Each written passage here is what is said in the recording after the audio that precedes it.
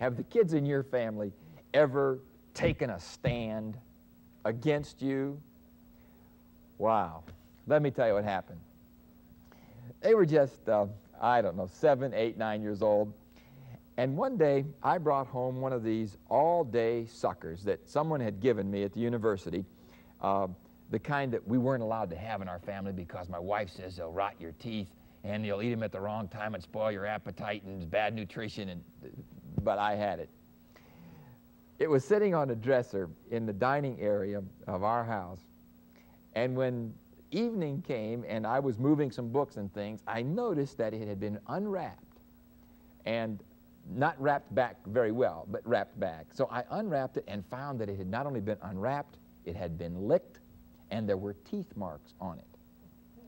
Now, my wife and I talked about it, and we decided that the dog probably could have unwrapped it, probably could and would have licked it, and probably would and might have put teeth marks on it.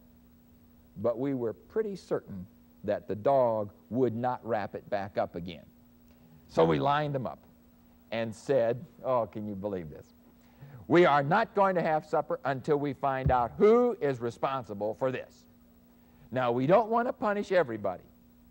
Oh, we were going to be so fair. Isn't that what we all want? We want justice in our house. We want to be even-handed. So if the person will just say who it was and right down the line, can you believe? Nobody knows. So we explained. The dog may have unwrapped it, may have licked it, may have bitten it, but he wouldn't wrap it back up. Well, neither would they. They would. And you know what? They knew we were going to eat supper anyway. We were stuck. By giving an edict, we're going to get to the bottom of this. We're going to be fair. We're going to find out. We discovered that kids know that if they'll just stick tight, if they'll just hold on, they can win out anyway.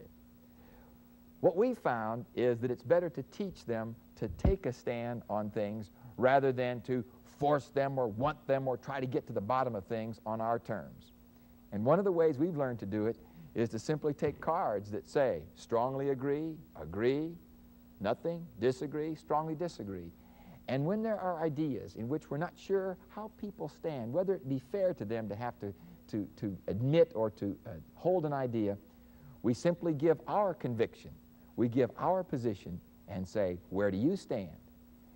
And we found that on almost anything in the family where there are differences of opinion, there are differences in what it would mean to be fair. And to lump everybody together and try to get to the bottom of anything or treat them all the same never works. We teach them to take a stand, and thereby we learn how they're learning to stand up for themselves.